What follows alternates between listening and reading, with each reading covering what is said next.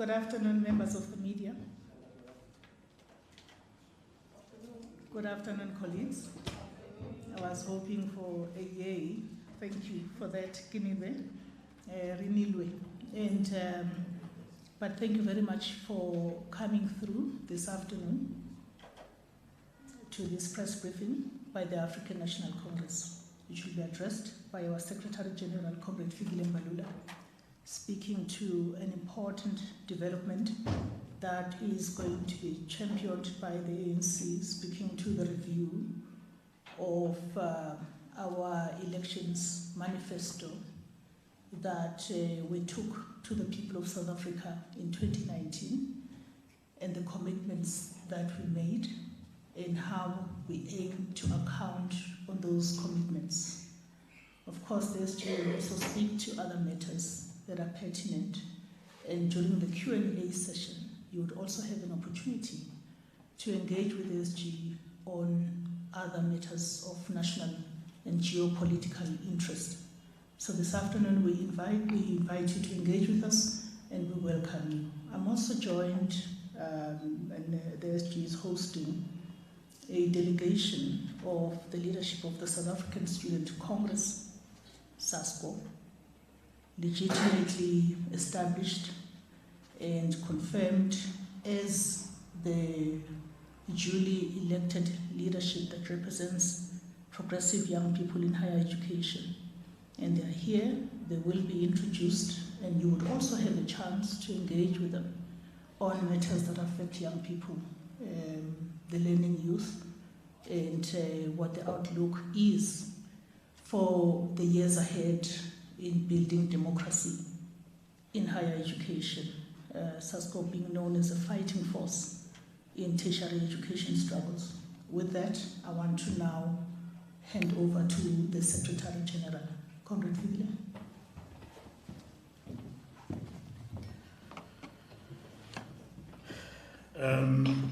Thank you very much, and good afternoon to ladies and gentlemen of the media.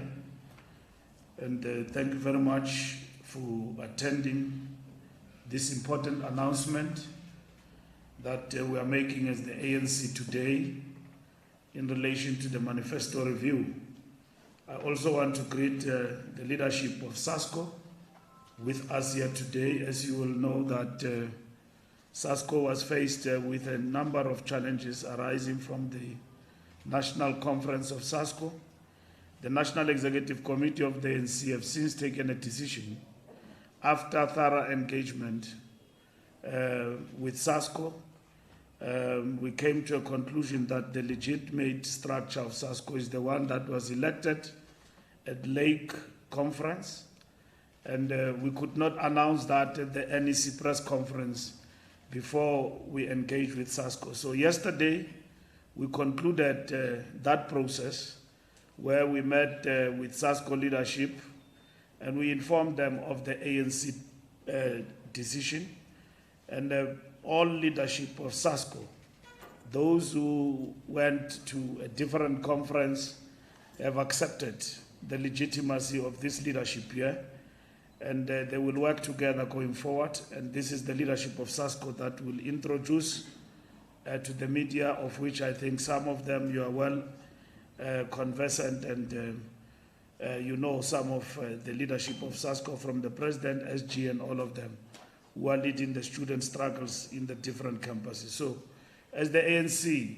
we are very much elated that we have finally overcome the difficulties that were faced by our student organization, and we're looking forward to them executing their work and providing leadership to the mass of students in the country. We are now left with COSAS, and with COSAS that will be the conclusion of our work in terms of the structures of the mass democratic movement, to assist them in the task of building student unity and organization on the ground. Ladies and gentlemen, as it has been explained by the spokesperson, today is an important announcement. As you all know, the National Executive Committee of the ANC have started the process of a review of its manifesto process from 2019 elections. And we did give a feedback in terms of that review. So in terms of today, we are embarking on that process, informed by what we resolved in 2019. In 2019, when we went and asked for the vote to our people, we characterized this as a cusp of hope and renewal period. That we are a nation on the cusp of hope and renewal after a testing time. This moment in our history is an important opportunity to turn from practices that undermined the integrity of our democratic institutions and the potential for higher rates of economic growth and development. And South Africa has improved the lives of the majority of our people. Much of the momentum of change was sustained during many years in the past 29 years or so. Though we could have moved faster and the quality of services could have been much better, regrettably there has also been reversals in some critical areas. We also said, as a nation, we have learned the harsh impact on society and the economy arising from loss of integrity in institutions of state and business and in political and other formations. We have learned hard lessons about the vigilance needed to stop creeping lawlessness, greed and selfishness taking root. As the party of government, the ANC should have acted faster, that is what we said, and moved decisively. We were remiss in not preventing a drift from the campus of integrity that inspired the generation whose mission it was to achieve a democratic and inclusive society. We have heard the cries of millions about things that went wrong. We accept the criticism. Having learned from both the good and the bad of the past 25 years or so, informed by our history of commitment to the people's cause, we are resolved to make this an era of renewal and hope. We said we have a plan for renewal and faster progress. The march to a better South Africa freed from divisions of apartheid past, an aspiration shared by all the people of our country, can now be pursued at a brisker pace. The ANC has a plan to turn things around and speed up movement to a society that is united and democratic, based on equality without regard to race and gender, committed to addressing the needs of children and the youth, prosperous and protects the most vulnerable. The ANC government has started to revive the economy, to speed up growth and creation of economic opportunities. The stimulus and recovery plan sets us on a course to improve the lives of all the people. Working with all sectors, we shall renew and strengthen state institutions and point the economy towards a better life for all. We said the march to a better South Africa is unstoppable. The road ahead will not be easy. Renewal will sometimes pose difficulties and there will be resistance to the fight against corruption, but the march to a better South Africa is unstoppable. United in our diversity, together we shall realize the vision to improve the quality of life of all citizens and free the potential of each person. The African National Congress has embarked on the journey to launch a comprehensive review on the implementation of its 2019 Election Manifesto on 2nd September 2023 at Orlando Stadium, Soweto. This is an occasion on the 2nd of September that will be addressed by the President of the ANC. The President, on behalf of the National Executive Committee, will give a detailed account about how far we have gone in relation to what we characterize as the period of a cusp of hope and renewal, and the commitment we have made to our people in terms of what we said we will do and what has happened thus far. This will be followed by reviews in all provinces, regions, and branches. On the 2nd of September, we'll start at Orlando. On the 9th of September, we'll go to Northern Cape, Northwest, Limpopo, and the Free State in terms of 9 provincial activities or rallies. On the 16th of September, it will be provincial rallies in the Eastern Cape, KwaZulu-Natal, Western Cape, and Mpumalanga. On the 19th of September, there will be 52 regional meetings in all the 52 regions in the country. Following that, it will be VD meetings where we will equally give an account about the manifesto process. This will characterize the month of September of accounting to the people of South Africa about what the ANC have done. This will, of course, be open to academia. This will be open to civil society groups. This will be open to media. Our leadership will give a thorough going account led by the President on how far we have gone in terms of our election manifesto. The 2019 election manifesto was launched under the theme, "Let's grow South Africa together, a better life for all." The manifesto saw the ANC win the majority vote to constitute a national government and provincial government in 8 provinces. The importance of this 2019 election manifesto review event is to kickstart a comprehensive conversation with our people on the strides we have made and the outstanding backlogs with regards to the implementation of the 2019 election manifesto. Is informed by the fact that the ANC remains the parliament of the people.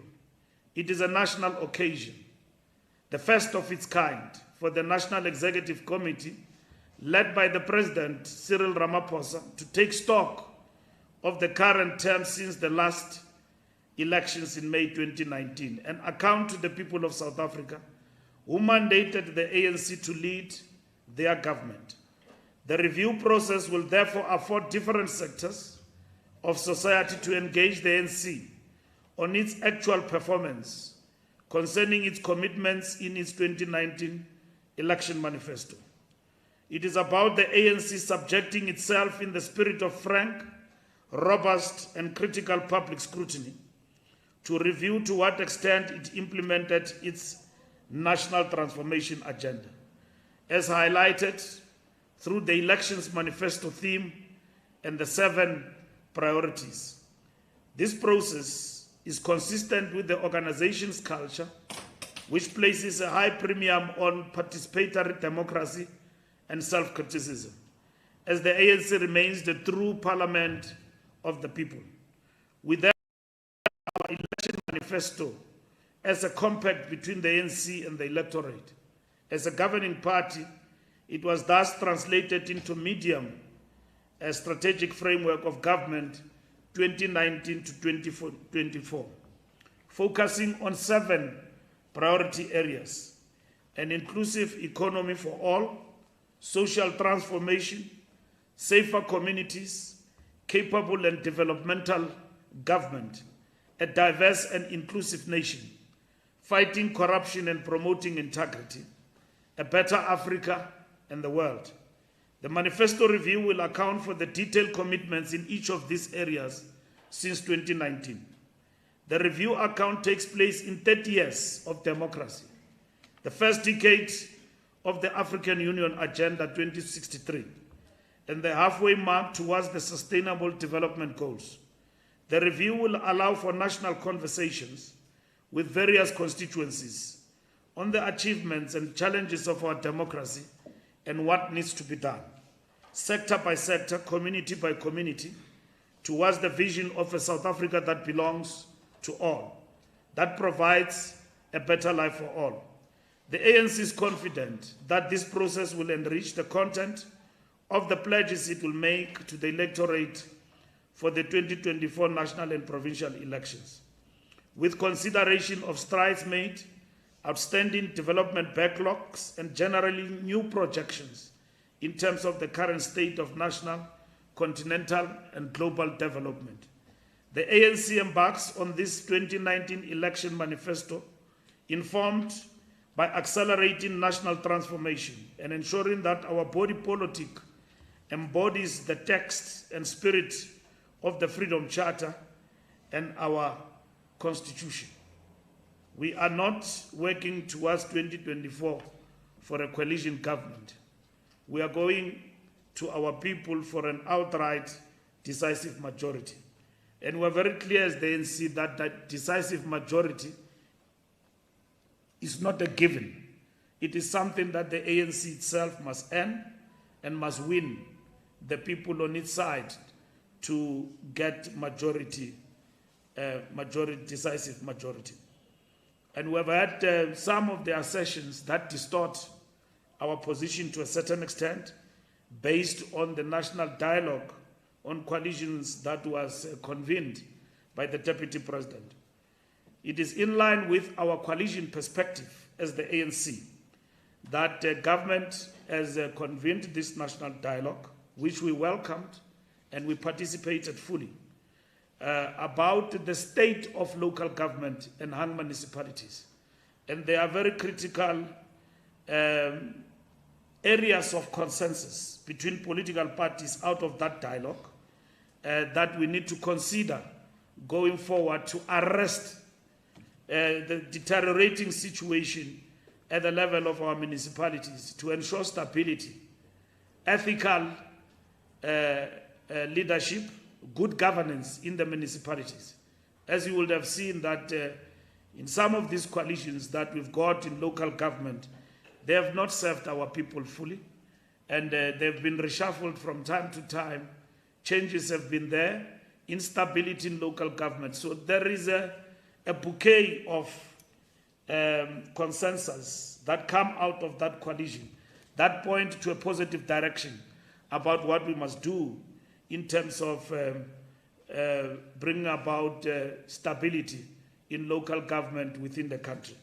We talk about grand coalitions as one of the options that we look at.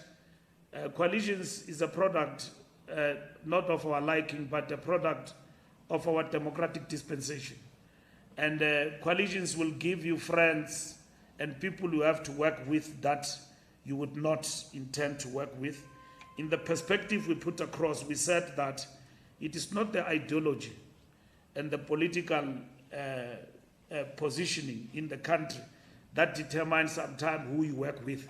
What we want to achieve in terms of the principles that govern these coalitions, we have stated them very clearly in terms of what are those principles that we think must guide us in terms of these coalitions in the hung municipalities. And we said that that dialogue to us must not be mistaken as something that informs what must happen in 2024.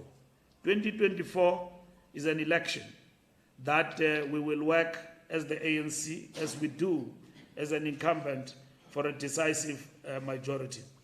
We have not had any discussion with any political party about 2024.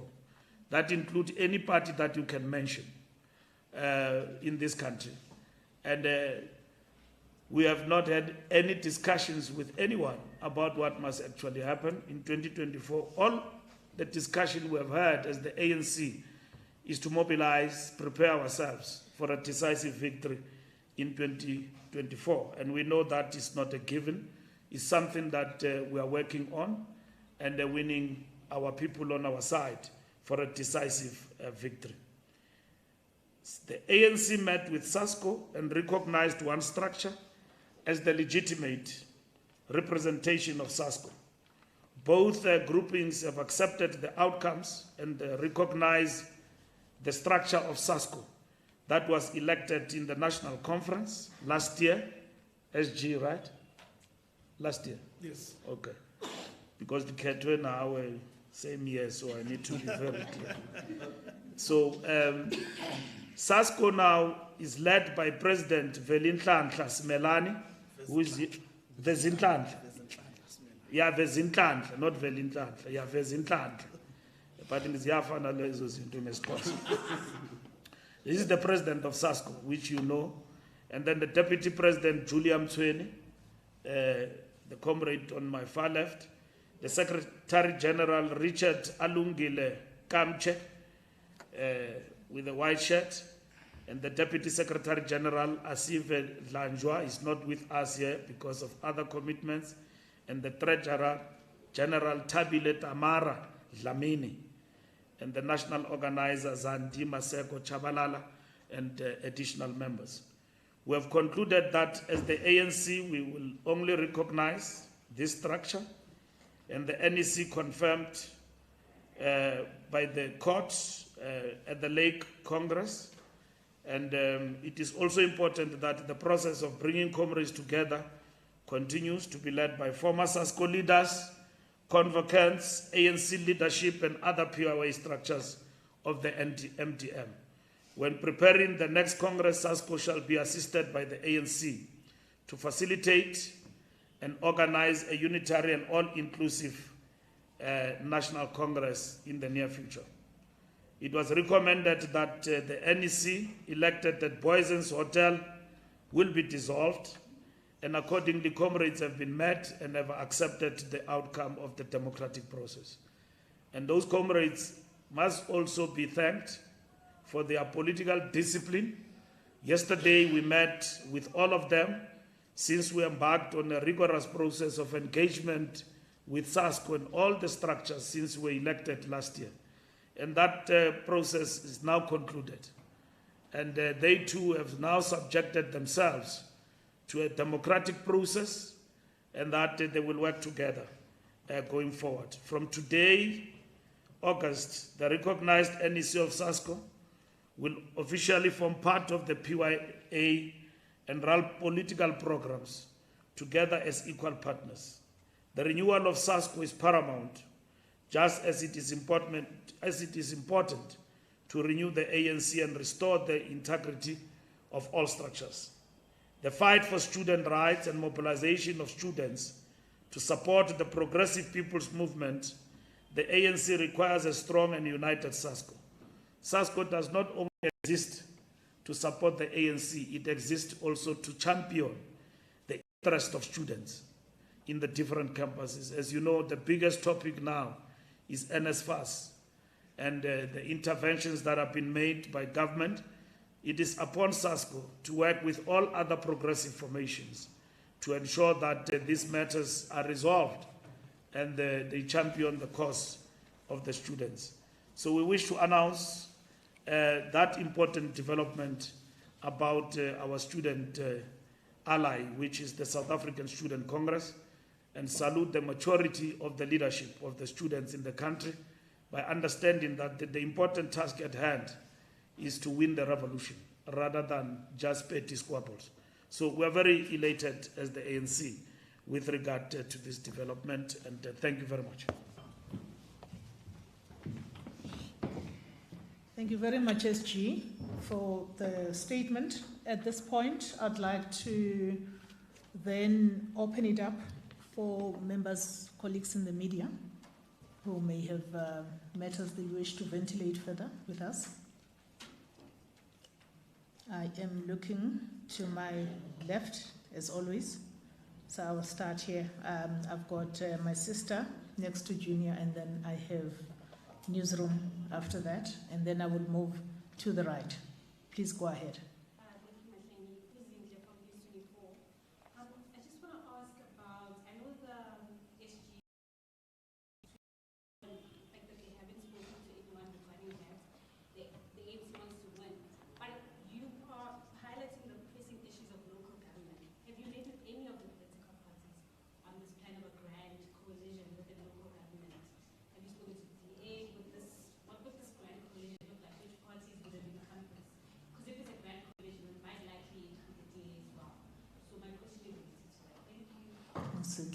Over to you, Newsroom. From Newsroom Africa. SG, you were speaking about the review of the 2019 manifesto. What I'm struggling with is, if this is a genuine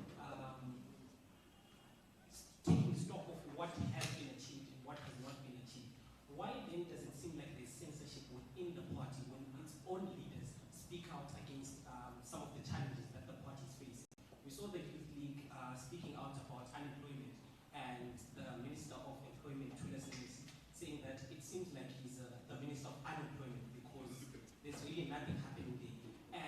ANC was quick to send out a statement and oppose that, I guess. You yourself spoke about a minister that I will not mention, and you have indicated that if he doesn't move, then he should be moved. And also the ANC again retracted that.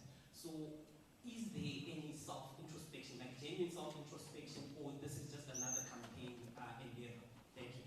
Thank you very much, Junior. I will then move to this side. SABC. Thank you very much. I'm Kevin myself from the SABC. Mr. Mbalula, just in essence, the ANC stance and the lack of presence of your leadership in the Western Cape. That newly elected leadership has been found wanting. Townships in the Western Cape, Kaili, Chanyanga, Buleju, are burning, yet the fellows are just nowhere to be seen. What does that say about the ANC going back to the grassroots and reconnecting with the people on the ground? When Minister Sindisiwe Chikunga is at the forefront, yet the political leadership of the party in the Western Cape is just found wanting. Then secondly, we are going to KZN this weekend. Will you be installing Michael Mabuyaku as the provincial elections head and removing the Nkosi Mtolo? And then secondly, what is the ANC's view on the poor performance of your premier in KwaZulu-Natal?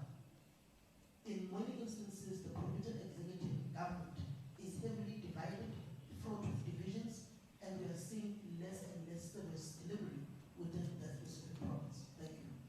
Thank you very much. Shall I just stay on those questions, Amos? And then we will have a second bite, should there be a need for that. Over to you, SG.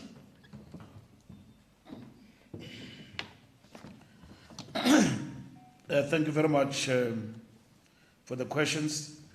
First, with regard to who are we talking to?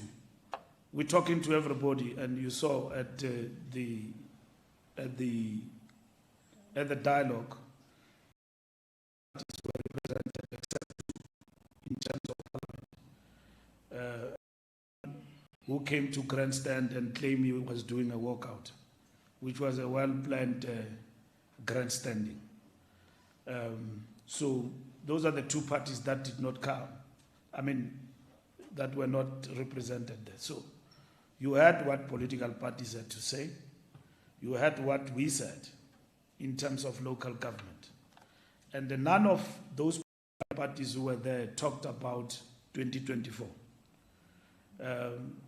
The contentious issue was the question of the bill. To then, how do we regulate? And others were arguing against that, especially the small political parties.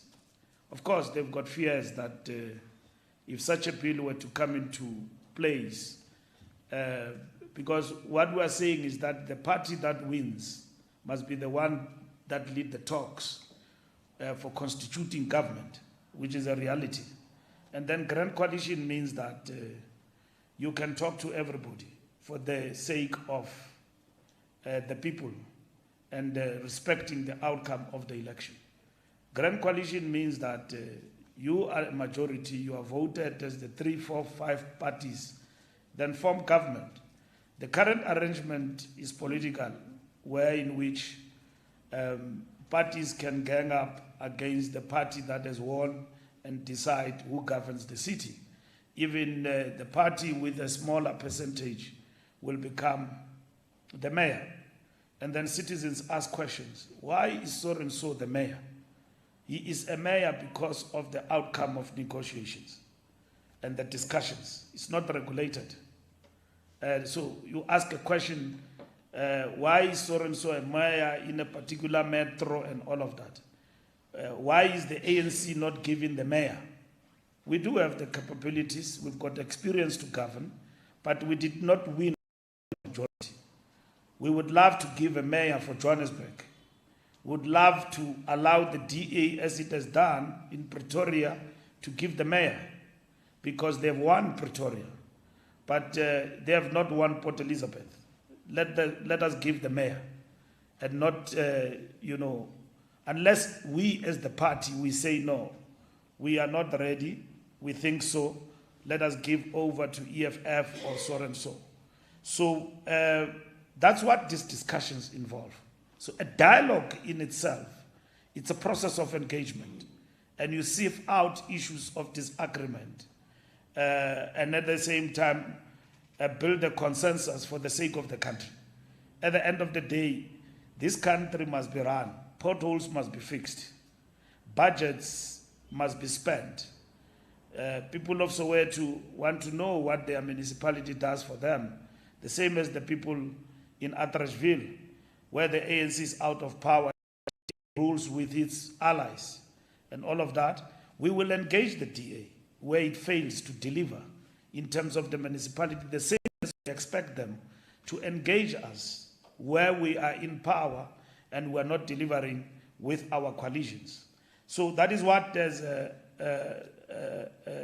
dialogue is all about. And we are talking with political parties through that dialogue.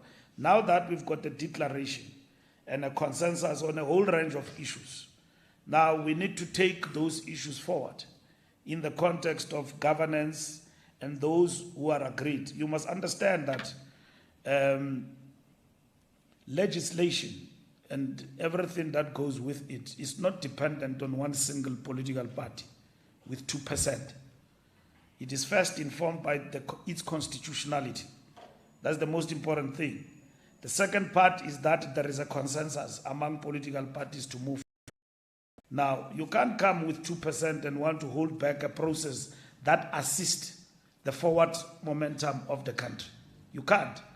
And then you bow out and you run politics with the tactics of threats, and you run politics with the tactics of vulgar, and that is your choice, is your tactics, but they cannot hold us back. The question is, we engage, and if we agree, we move forward, and that's what is important.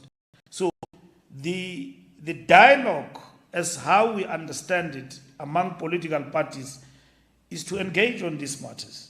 And then if we don't reach a consensus, we don't agree, it means the status quo will remain. We'll continue the way we are going forward. But at some point, this constitution was born out of a process of dialogue and consensus. That's what is important. And even when we are confronted with the bigger challenge, as political parties don't win outright majority to govern, you've got to address, not as a phenomenon, as a challenge, the issue of coalitions. Do coalitions really work for our democracy? They don't. That is the reality, because you don't hold one party accountable in terms of its ability to govern. And some of the experiences we're talking about is that how do we insulate civil servants, meaning the management of municipalities, from political leadership? For instance, here in Joburg, when you change coalition, the municipal manager will go, all right? And all his people. The new coalition that will come will bring their own new people. And then you ask the question, why are there potholes, things not fixed? We come from a culture where, at least in Johannesburg, we know that our roads were fixed, everything was being done, and all of that. But the change of leadership has affected management of running the municipality. Now, these are very cogent, reasonable things that have been put across. And political parties, all of us, we agree on these things. That, look, at the end of the day, we do have self-interest, but at the end, we serve the people. And local government cannot come to a standstill because we did not win. We've got to work and work together to a certain extent if the product is not outright majority for a particular political party. That is the reality that we live in. And that reality is the reality that we are swimming, we are living in the era of hung municipalities at local government level. What will happen in 2024 is not even on the table, because 2024, the possibility that it will produce a coalition government and all of that will depend on the outcome of the election. And like we say, as the ANC, we are not working for a coalition with other political parties. We are working for outright majority and a decisive victory to continue to govern this country. And that is what we are doing. Whether people believe it or not, or they like it or not, or they believe they can cut us below 50 and force a coalition or a government of national unity and all of that, it will depend on the outcome. But our forward march is to work for decisive victory as the African National Congress, and there is no confusion about that. Junior, there is no censorship. Let me start first with the Youth League.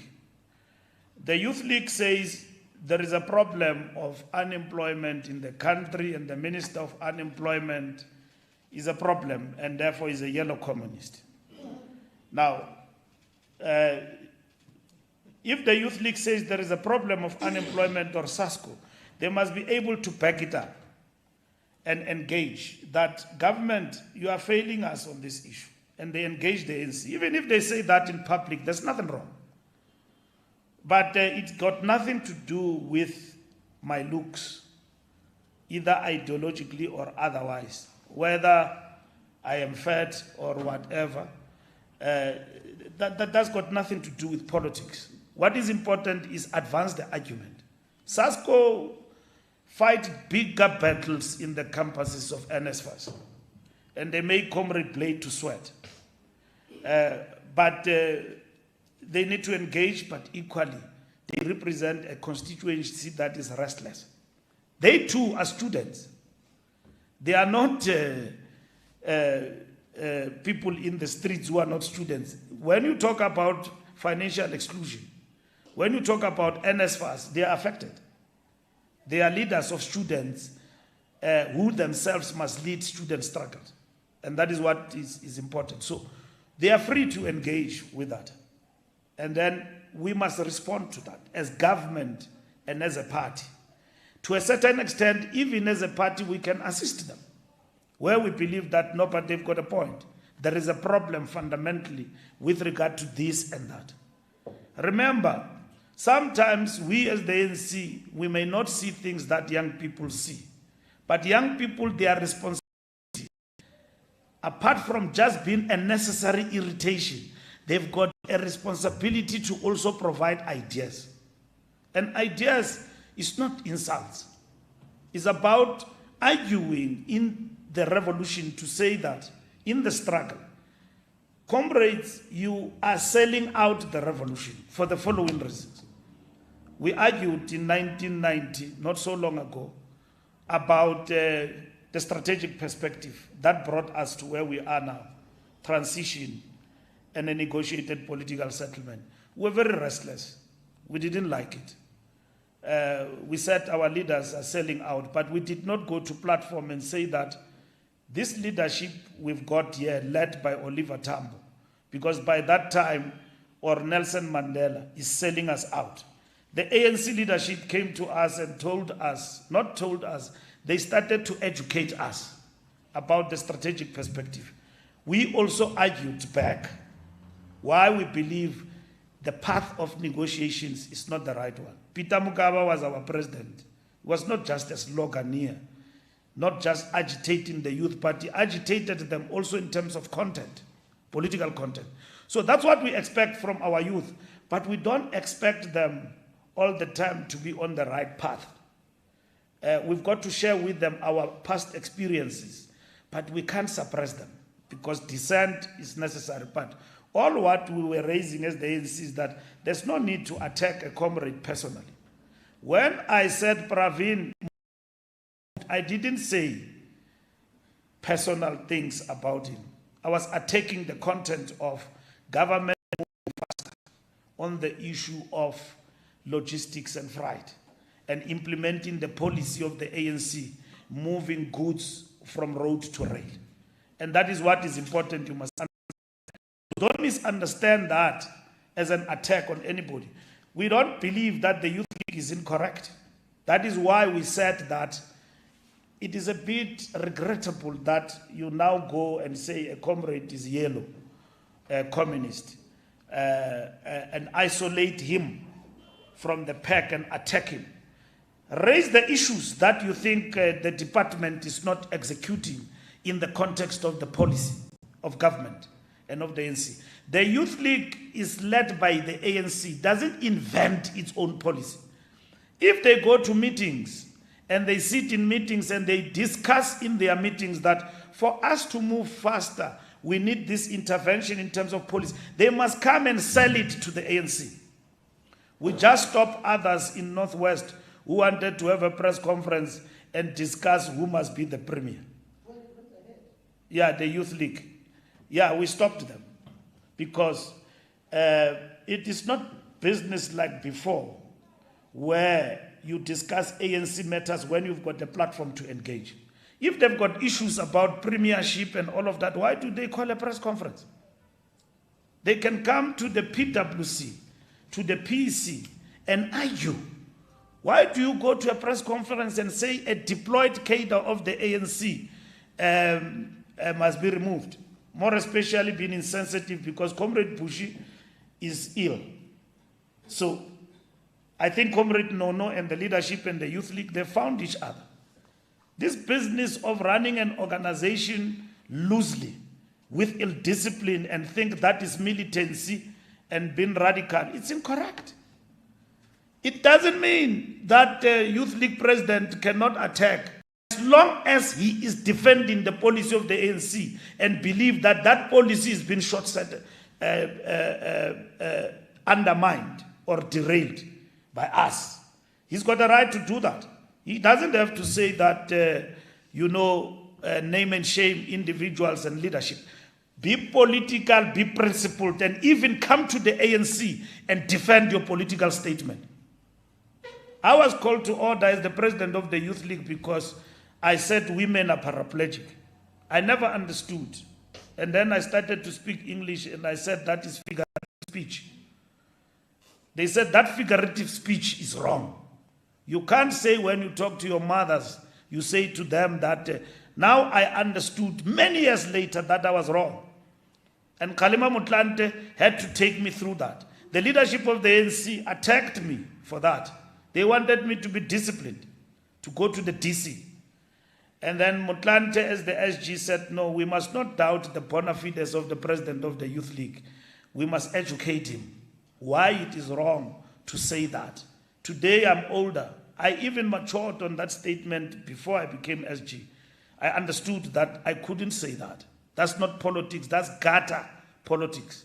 I should have criticized the Women's League and say, look, it's not my problem that you are unable to articulate your views like us. Leave us alone. I should have probably said that in a very polite way or whatever. But to say you are paraplegic, it was found to be something not just unpalatable but incorrect because the values that are planted by the ANC in the youth teaches society to behave the same.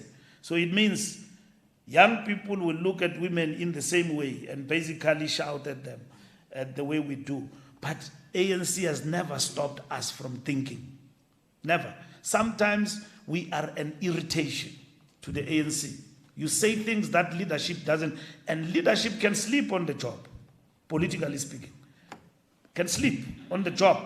But the youth must be militant in terms of ideas and engage the leadership. So I've answered that particular question. Western Cape, I think it's a matter that requires leadership. We agree with you. And we're talking with our comrades in the Western Cape. But the argument also is equally important to understand that they have been very cautious not to politicize this matter. Because they honestly believe government must be able to the industry and find a solution. They've been very wary to come in opportunistically as though they want to win votes. Who are crude, who want to win votes on everything. And we understood, we had a meeting late last night at 10 o'clock with the leadership. And then they said, we have been very cautious about this issue. Yes, this matter affects our people. We have been in talks with Santaco. We are not the kind of people who want to go and claim easy victories. We have been raising with Santaco that your demands are legit, but do not ban your own people. Ban them in buses. the legitimacy of your decisions and your moral high ground is undermined by erratic activities. But your demands, as the ANC, we are with you. And we are with Santago in relation to what they are fighting for. And the intervention of the minister, guided by the National Land Transport Act. Because the National Land Transport Act says something in relation to impounding of vehicles and all of that. But there is this problem we are dealing with in South Africa, that Western Cape is an island, and then it wants to project itself, and these are people who uphold the rule of law. The issue in Cape Town and the strike of the taxi industry, you can never resolve the mobility and public means of transport for the working class and think you can resolve it without the taxi industry. This fallacy that you can do that without them is incorrect. We know the challenges we face with the taxi industry, and I don't want to talk about them because when I left government, we already started the processes of regulating the industry, and there was consensus through the taxi indaba to implement that. We had task teams to implement that, and we are intervening precisely because this economy of the taxi industry is operating in the fringes, and it's not part of the formal economy. And people do as they wish there. They abuse our people, they do all sorts of things, and so on. But it's an important industry in our country, and that needs to be reformed, and which is what government must actually lead. But with regard to Cape Town, the issue of lawlessness as the issue, when government could have intervened to resolve matters amicably, with regard to the demands of the taxi industry there, and they find each other, is now being elevated, projecting others as victors. To me, it's nothing else but easy victory, and wanting to play big in a small town, and want to proclaim that you have won the war. You have not. You are just oppressing our people, because when you oppress our people, probably the people you represent as a political party will not suffer from a taxi strike, prolonged taxi strike. And that's why Comrade Cindy, the minister, has gone there, because a prolonged taxi strike is not in the interest of the poorest of the poor in the Western Cape. If I stay in Camps Bay, that taxi strike, I watch it on television like you in Johannesburg. It doesn't affect you at all. It affects the people of Kugule to Mitchell's Plain, Kaelicha. That taxi strike affects them. The taxi violence, because you threaten the buses not to come in and the trains, there must be a standstill, it still affects our people. Who dies in that taxi strike? So it was important for the Western Cape government, not even Western Cape, the Metro, to intervene decisively and close the strike in the interest of the people. Close the strike, make compromises, and not be intransigent. You want to impound, you want to do everything, people must pay 10,000 and so on. Those issues can be resolved. I've been in the Western Cape resolving taxi feud and strikes. I spent 5 days with the DA government there, working with them, and we resolved the issues amicably, because we understood that these strikes affect the poorest of the poor and our people. And then in the long term, have a decent discussion on the sideline as to how then you can resolve these issues in the long term permanently. I can't comment on the KZN. We will be in KZN on Tuesday, Wednesday, and Thursday, taking forward the NWC visit. We made a promise there to give the cow, not a promise, we have given the cows to the king.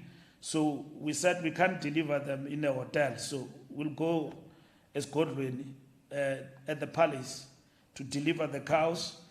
And then we will meet with the Provincial Executive Council. We do have a report on the KZN Provincial Executive Council and the performance of municipalities. And then we will meet with the Provincial Executive Committee of the ANC. Only then I can answer your questions in terms of, because you have arrived at a conclusion that the Premier is poor, is performing poorly. Yeah, no, I'm saying we cannot come to that conclusion yet. We are going to engage with our structures in KwaZulu-Natal. Of course, we are intervening to structures. Mabuya Kun is one of the people we are going to deploy in KZN to work with the comrades and coordinate election structures, not to replace Mtolo, to work with him. Mtolo is an elected secretary of the ANC, so he can't be replaced. So he will work with his experience. It's not only Mabuya Kun, all other comrades with experience who have worked in KwaZulu-Natal will be deployed to work on the elections, work with their experience and work with the comrades in the province. So that's what is going to happen.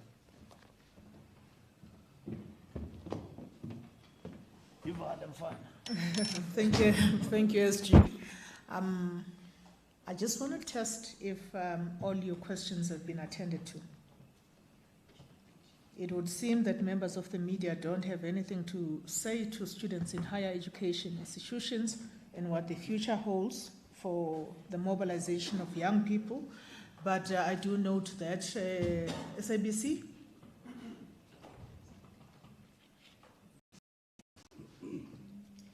Mr. Mbalula, I think you have been unfair of answering the question. What, in essence, are you looking at overhauling your elections team in the province to be headed by Mabuya Kun? Because in all other provinces, the provincial elections coordinating team is not being headed by provincial secretaries. It's only in KwaZulu-Natal where Mtolo was heading the coordination of elections. What are you doing in that particular aspect? And then to kindergarten, there's SASCO.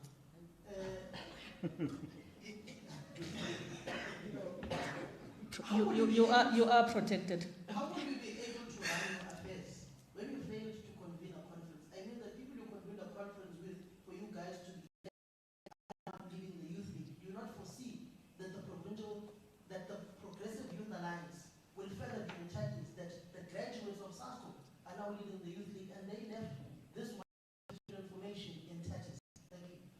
Thank you very much. I would like to ask the SG to round us off. SG, if I may start with the students, okay, and then the SG would then close us out. I'm going to ask the President to speak. Thank you. No, thank you very much. Greetings to SG and ANC, officials of SASCO, members of the media. I think one thing that we have also acknowledged as an organization is that we had our own internal matters as an organization, and of course, we have decided that we need to capacitate ourselves in terms of how can we strengthen our organization so that in future we don't have what we had experienced as an organization, and also will organization in the mass democratic movement, the ANC, SACP, COSAT, and other components in terms of ensuring that in future not only SASCO does not face those challenges, but also all our organizations, particularly youth organizations, because if organization have got problems, it means even our future can be also be challenging. So we do have accepted that, and I think we're in the correct path in ensuring that we address those challenges within our organization. Thank you very much. Thank you. I think with that, we'll then ask the SG to have the last word.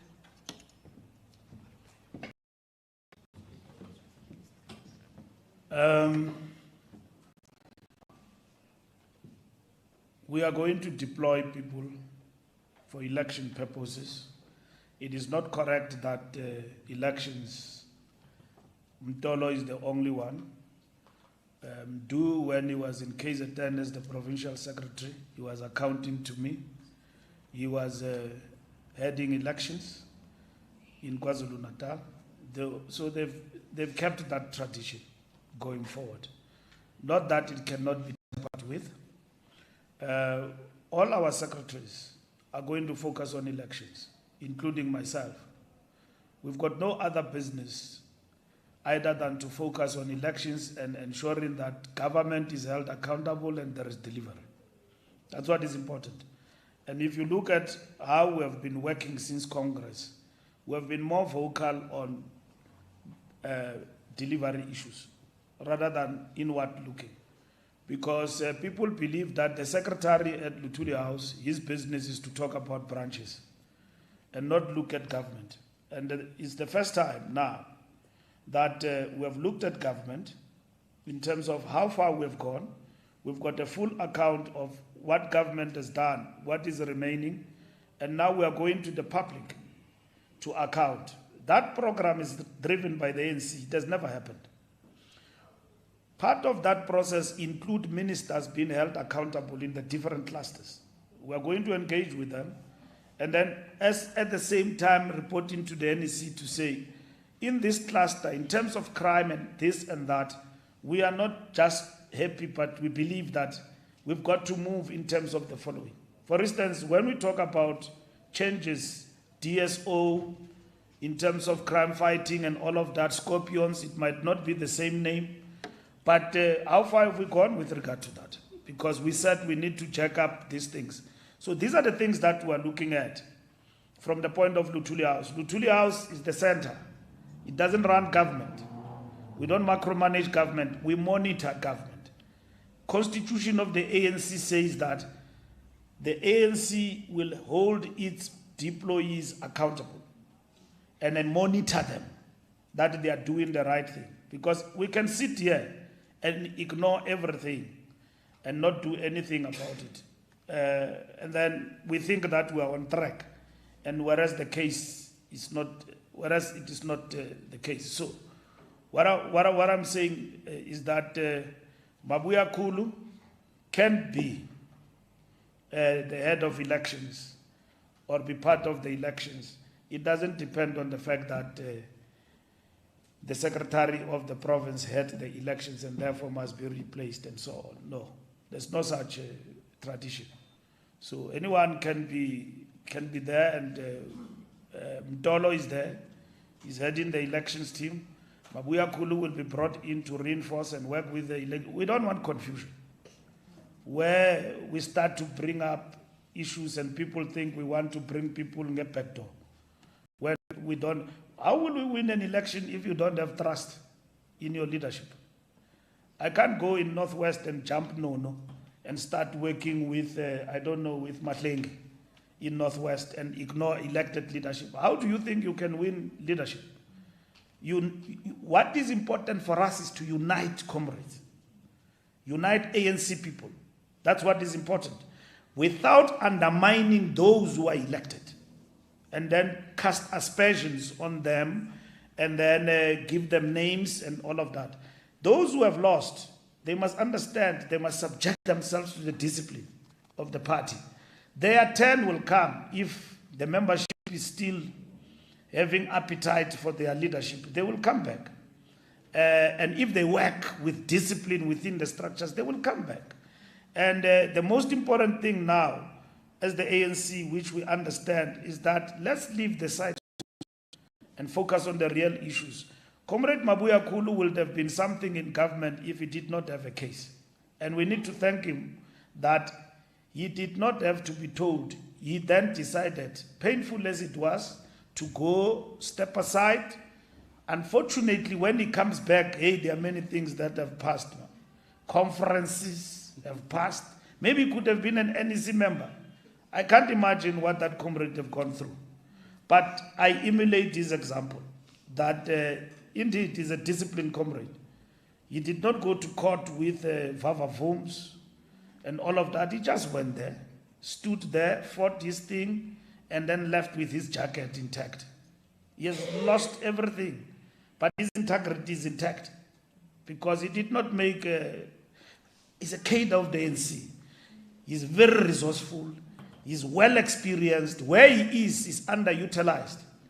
We're going to bring Mabuya Kulu back in terms of the ANC to work with these younger comrades who are elected democratically.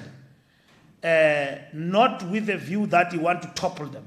Work with them in the organization and assist the ANC.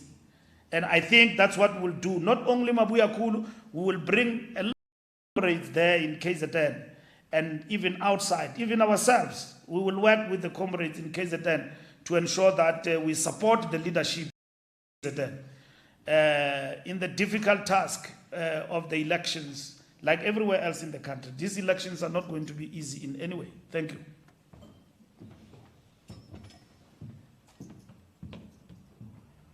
Thank you, SG. With that, colleagues, I'm certain that all the questions have been sufficiently and comprehensively covered, that this then brings us to the end of this press briefing. Thank you very much. I'd like to thank the leaders of SASCO, and thank you very much, SG.